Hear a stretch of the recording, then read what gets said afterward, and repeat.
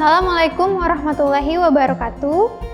Apa kabar semuanya? Semoga sehat selalu. Jumpa lagi dengan kami, Laboratorium Manajemen Lanjut. Pada video pembelajaran kali ini adalah tentang akuntansi perbankan. Materi yang akan disampaikan yang pertama adalah pengertian, fungsi, dan jenis-jenis bank. Yang kedua, akuntansi perbankan. Yang ketiga, general ledger. Yang keempat, jurnal transaksi pada general ledger. Dan yang terakhir, latihan kasus. Menurut Undang-Undang Nomor 10 Tahun 1998, bank adalah badan usaha yang menghimpun dana dari masyarakat dalam bentuk simpanan dan menyalurkan kepada masyarakat dalam bentuk kredit atau bentuk lainnya dalam rangka meningkatkan taraf hidup rakyat banyak. Dapat kita lihat, usaha bank antara lain adalah yang pertama, menghimpun dana. Maksudnya adalah menarik dan mengumpulkan dana dari masyarakat dalam bentuk giro, tabungan, deposito, surat berharga, dan lain sebagainya. Yang kedua, menyalurkan dana. Artinya, bank menjual kembali dana dari pengumpulan dana yang disimpan. Yang ketiga adalah memberikan jasa bank lainnya. Kegiatan yang dimaksud adalah transfer, clearing, dan inkaso. Selanjutnya, ada jenis bank berdasarkan fungsi. Jenis-jenisnya antara lain bank sentral, bank umum, dan bank perkreditan rakyat. Kita akan bahas satu persatu. Yang pertama ada bank sentral. Bank sentral mempunyai satu tujuan tunggal, yaitu mencapai dan memelihara stabilitas nilai rupiah. Bank sentral di Indonesia adalah Bank Indonesia. Salah satu tugas Bank Indonesia adalah menerbitkan uang kertas dan uang logam yang disahkan negara dan mempertahankan konversinya. Jenis bank selanjutnya adalah bank umum. Dalam kegiatan usahanya, bank umum melakukan secara konvensional atau berdasarkan prinsip syariah. Jasa yang diberikan oleh bank umum antara lain menghimpun dana dari masyarakat, memberikan kredit, menerbitkan surat pengakuan hutang, memindahkan uang, dan menyediakan tempat untuk menyimpan barang dan surat berharga. Selanjutnya adalah Bank Perkreditan Rakyat atau biasa disingkat BPR. BPR dalam operasionalnya ada yang secara konvensional, ada yang berdasarkan prinsip syariah. Kegiatan BPR jauh lebih sempit jika dibandingkan dengan kegiatan bank umum. Karena BPR hanya boleh menghimpun dana dan deposito berjangka. BPR dilarang menerima simpanan giro, kegiatan valuta asing, dan perasuransian. Berikut usaha yang dapat dilaksanakan oleh BPR antara lain 1. Menghimpun dana dari masyarakat 2. Memberikan kredit 3. Menyediakan pembiayaan dan penempatan dana berdasarkan prinsip syariah sesuai dengan ketentuan yang ditetapkan oleh Bank Indonesia. 4. Menempatkan dananya dalam bentuk sertifikat Bank Indonesia atau SBI, deposito berjangka, sertifikat deposito, dan atau tabungan pada bank lain. General ledger merupakan salah satu bentuk laporan keuangan bank yang disusun berdasarkan prinsip akuntansi Indonesia atau yang kita kenal sebagai PAI. Dan standar khusus akuntansi perbankan Indonesia atau yang kita kenal sebagai SKAPI, serta prinsip akuntansi perbankan Indonesia sebagai petunjuk pelaksanaannya. General ledger dalam pengertian sehari-hari dikenal dengan istilah neraca, yang artinya adalah catatan atau laporan atas jangka waktu tertentu atau periode tertentu. General ledger adalah kumpulan dari rekening atau account atau perkiraan yang telah dikelompokkan berdasarkan sifat, manfaat, dan tujuannya. General ledger adalah kumpulan dari rekening atau account atau perkiraan yang telah dikelompokkan berdasarkan sifat, manfaat, dan tujuannya. Ada 3 syarat yang harus dipenuhi pada general ledger. Yang pertama, harus balance. Yang kedua, tidak pernah ada transaksi yang berdiri sendiri. Yang ketiga, terdiri dari 3 kelompok utama, yaitu aset, liability, dan kapital. Dengan persamaan yang kita kenal, aset sama dengan liability plus kapital. Pada tabel berikut ini, aset bertambah di debit berkurang di kredit, liability bertambah di kredit berkurang di debit, Kapital bertambah di kredit, berkurang di debit. Selain itu, general ledger bank yang baik harus memenuhi beberapa ketentuan. Yang pertama, mencatat semua transaksi akuntansi dengan tepat dan benar. Yang kedua, mengarah kepada nomor rekening yang benar. Yang ketiga, mempertahankan keseimbangan saldo debit dan kredit dari suatu rekening. Yang keempat, mengakomodasi jurnal penyesuaian. Yang kelima, membentuk suatu laporan keuangan yang dapat dipercaya dan tepat waktu setiap periode.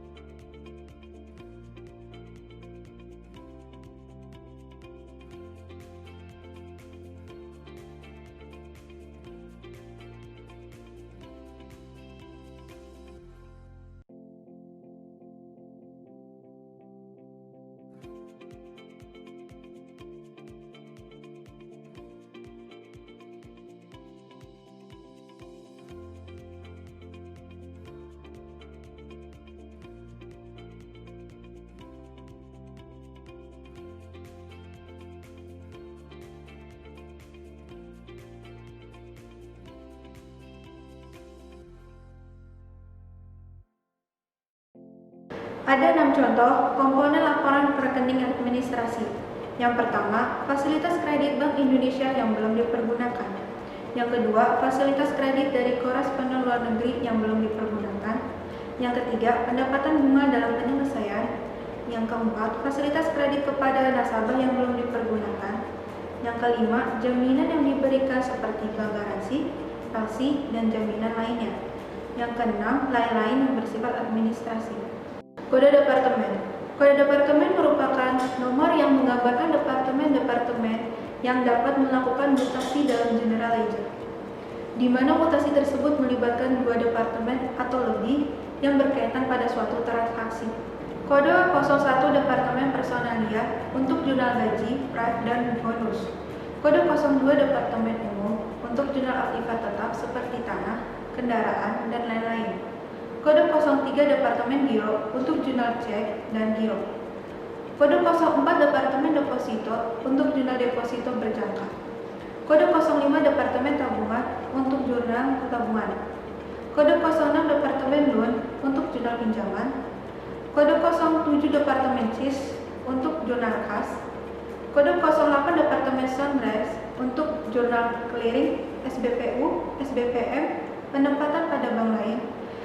Kode 09 Departemen Transfer untuk jurnal RAK. Suatu media yang digunakan untuk melihat atau mengontrol mutasi yang terjadi pada general ledger, di mana mutasi tersebut melibatkan 2 departemen atau lebih, disebut offset. Jurnal transaksi pada general ledger. Suatu metode pencatatan, pembukuan, dan pengklasifikasian transaksi atau mutasi yang dapat dihargai atau dinilai dengan uang yang terjadi pada suatu saat tertentu dengan kondisi serta syarat yang tertentu pula. Metode pencatatan ada 2. Yang pertama cash basis, merupakan pencatatan yang dilakukan pada saat terjadi transaksi. Yang kedua accrual basis, merupakan pencatatan yang dilakukan tanpa menunggu terjadinya aliran dana. Mutasi contoh jurnal. Misal ada soal tentang setoran tunai pada rekening tabungan. Langkah pertama yang dilakukan adalah membuat jurnal umum. Karena soal ini tentang setoran tunai, jadi jurnal umumnya kas pada tabungan. Setelah membuat jurnal umum, langkah selanjutnya membuat jurnal offset. Untuk jurnal offset, kita harus mengelompokkan satu persatu. Kas masuk ke dalam offset departemen atau audit CIS dengan kode 07, Jurnalnya kas pada OD tabungan. Dan untuk ketabungan masuk ke dalam OD tabungan. Dengan kode 05 dengan jurnalnya adalah OD CIS pada tabungan. Kode ini dapat dilihat pada slide sebelumnya. Pembahasan contoh kasus. Nomor 1, Nona Anis datang ke Bank Gunadarma dengan membawa uang tunai sebesar 2 juta rupiah. Ia ingin menjadi nasabah Bank Gunadarma dengan membuka rekening tabungan sebesar 500.000 rupiah dan sisanya untuk rekening giro. Untuk menjawab soal ini, tentukan jurnal umumnya terlebih dahulu. Di sini ada yang tahu jurnal umumnya apa? Ya benar, kas pada tabungan dan giro. Kas di debit sebesar 2 juta rupiah, tabungan Nona Anis di kredit sebesar 500.000 rupiah, giro Nona Anis di kredit sebesar 1.500.000 rupiah. Ini dapat dari 2 juta dikurang 500.000, jadi hasil 1.500.000 rupiah. Kenapa kasnya di debit? Karena bank mendapatkan pemasukan dari Nona Anis sebesar 2 juta rupiah, jadi kasnya di debit. Kenapa tabungannya di kredit? Karena yang masuk itu menjadi utang bank Nona Anis, begitu juga dengan giro. Jadi tabungan dan giro di kredit. Sampai sini cukup jelas ya. Lanjut. Tentukan jurnal offsetnya. Karena di jurnal umum ada 3 akun, maka kita buat 3 tiang. Setelah itu, masukkan akun tersebut ke posisinya masing-masing. Kas di debit, tabungan di kredit, dan giro di kredit. Setelah itu, masukkan kode angkanya, kode angka departemennya. Kas kode angka departemennya 07. Tabungan kode angka departemennya 05. Giro kode angka departemennya 03. Tiang pertama jurnalnya kas pada OD tabungan dan OD giro. Tiang kedua jurnalnya OD CIS pada tabungan. Tiang kedua jurnalnya OD CIS pada giro. Sampai sini paham? Kita lanjut ya. Nomor 2. Tuan Dimas mendapatkan pinjaman sebesar 25 juta rupiah. Dana tersebut tidak diambil tunai, melainkan dimasukkan ke rekening gironya. Untuk menjawab soal ini sama seperti soal nomor 1, yaitu tentukan jurnal umumnya. Di sini ada yang tahu jurnal umumnya apa? Ya benar, pinjaman investasi pada giro Tuan Dimas sebesar 25 juta rupiah. Kenapa pinjaman investasi di debit? Karena akun pinjaman tersebut akan menjadi pemasukan untuk di bank. Dan kenapa gironya di kredit? Jadi, itu akan menjadi utang bank pada Tuan Dimas. Jadi, gironya di kredit. Lanjut, menentukan jurnal offsetnya. Karena di jurnal umum ada 2 akun, maka kita buat 2 tiang. Setelah itu, masukkan akun tersebut ke posisi masing-masing. Pinjaman investasi di debit, giro di kredit. Setelah itu masukkan kode angka departemennya. Pinjaman investasi kode angkanya 06, sedangkan giro kode angkanya 03. Yang pertama, jurnalnya pinjam investasi pada kode giro, sedangkan yang 2, jurnalnya OD Loan pada giro. Sampai sini paham? Lanjut ya. Nomor 3. Tuan Dwi mencairkan cek Bank BCA senilai 20 juta rupiah. Setelah proses clearing, dana tersebut akan dikirim ke rekening adiknya di cabang Salemba sebesar 5 juta dan sisanya dimasukkan ke rekening tabungan. Untuk menjawabnya sama seperti soal sebelumnya, yaitu tentukan jurnal umumnya terlebih dahulu. Di sini ada tahu jurnal umumnya apa?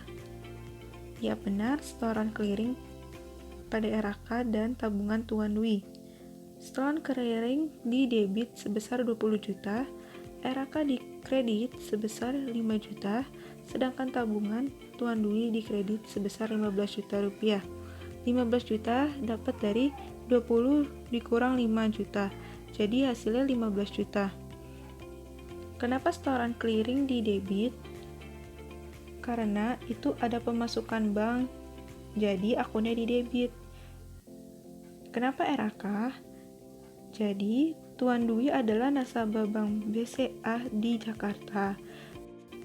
Lanjut ke soal nomor 2. Tuan Dimas mendapatkan pinjaman sebesar 25 juta. Dana tersebut tidak diambil tunai, melainkan dimasukkan ke rekening gironya. Untuk menjawab soal ini sama seperti soal nomor 1, yaitu tentukan jurnal umumnya terlebih dahulu.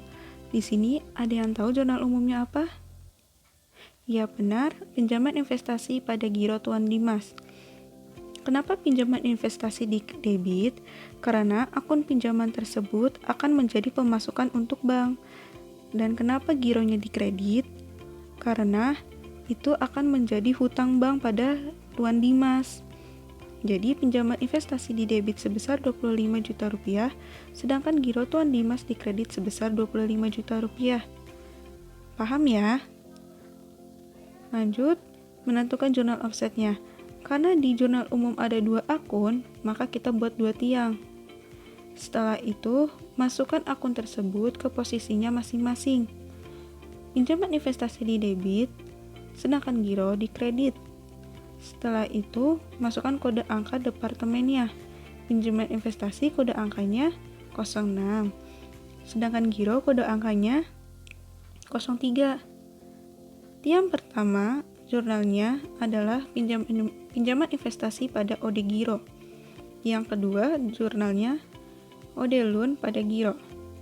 Sampai sini paham ya? Lanjut ya ke soal nomor 3. Tuan Dwi mencairkan cek Bank BCA senilai 20 juta rupiah.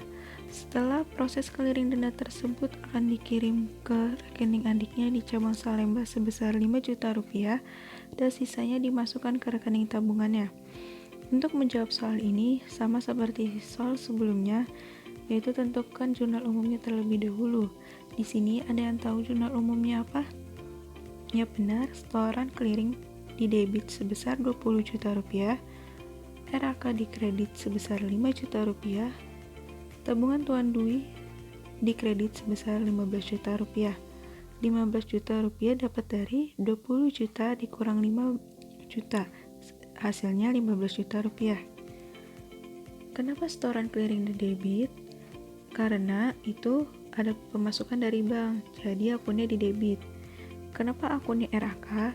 Jadi Tuan Dwi itu adalah nasabah Bank BCA di cabang Bekasi, sedangkan adiknya adalah nasabah Bank BCA di cabang Salemba.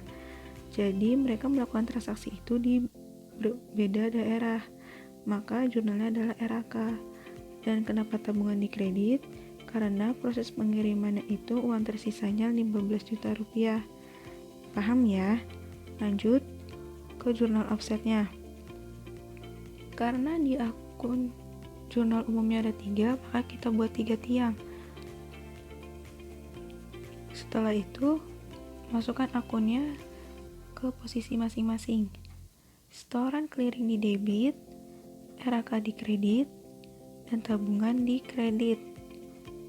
Setelah itu, masukkan kode angka departemennya. Setoran clearing 08, RAK kode angkanya 09, tabungan kode angkanya 05. Yang pertama jurnalnya adalah setoran clearing pada OD transfer sebesar 5 juta, OD tabungan sebesar 15 juta rupiah. Yang kedua OD sunrise pada RAK. Dan yang ketiga adalah OD sunrise pada tabungan. Sampai sini paham? Paham ya? Bagaimana pembelajaran sesi kali ini? Semoga ilmu yang disampaikan dapat dipahami dan bermanfaat bagi kita semua. Sampai jumpa di video pembelajaran berikutnya.